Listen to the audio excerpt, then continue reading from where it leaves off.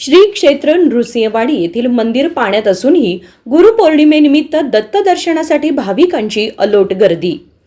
दिगंबरा दिगंबरा श्रीपाद वल्लभ दिगंबरा श्री गुरुदेव दत्तच्या गजरात कृष्णा पंचगंगा संगम तीर्थावर गुरुपौर्णिमेनिमित्त भक्तिमय वातावरणात आहे। सुमारे 1 लाखापेक्षा अधिक भाविकांनी दर्शनासाठी हजेरी लावतील अशी अपेक्षा व्यक्त केली जात असून पहाटेपासून भाविकांच्या हजेरीने दत्त मंदिर भक्तिमय वातावरणाने फुलून गेले होते। मुख्य मंदिरातील स्वयंभू पादुका पाण्याखाली असल्यानं नारायण स्वामी मंदिरात ठेवण्यात आलेल्या श्रींच्या उत्सव मूर्तींचे भाविकांनी दर्शन घेतले।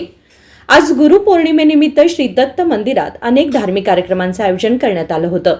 पहाटे 4:30 वाजता काकड आरती व षोडशोपचार पूजा, सकाळी 7 ते 12 या वेळेत अनेक भक्तांनी श्रींना पंचामृत अभिषेक पूजा सेवा केली। दुपारी 12:30 वाजता श्रींच्या उत्सव मूर्तीवर महापूजा करण्यात आली।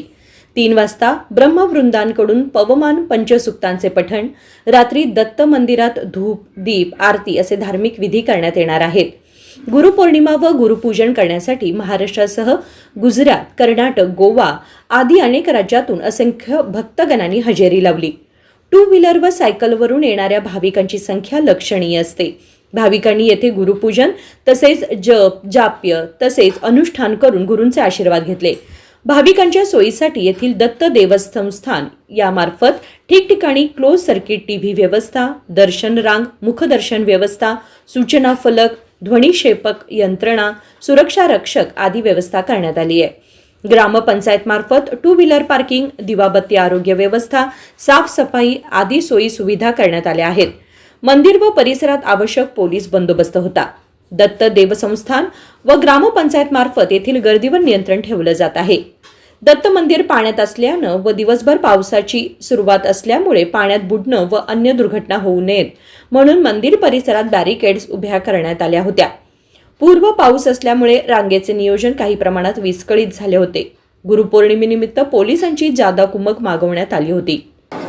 गुरुर्ब्रह्मा गुरुर्विष्णू गुरुर्देवो महेश्वरः गुरु साक्षात परब्रह्म तस्मै श्री गुरुवे नमः। आज गुरुपौर्णिमा विशेष दिन। गुरु आणि शिष्याचं नातं दृढ करण्यासाठी भारतीय सनातन हिंदू धर्मामध्ये ही संस्कृती खूप पूर्वांपार चालत आलेली आहे। श्री क्षेत्र नृसिंहवाडीमध्ये आज सर्व भाविक हे दत्तगुरूंना आपले गुरु मानत असून आणि हे शिष्य आपली कृतज्ञतापूर्वक दत्तगुरूंच्या चरणी अर्पण करण्याकरता हे भाविक आज या ठिकाणी जमलेले आहेत। अत्यंत उत्कृष्ट पद्धतीनं या ठिकाणी भाविक रांकेत शिस्ततेनं दर्शन घेत आहेत।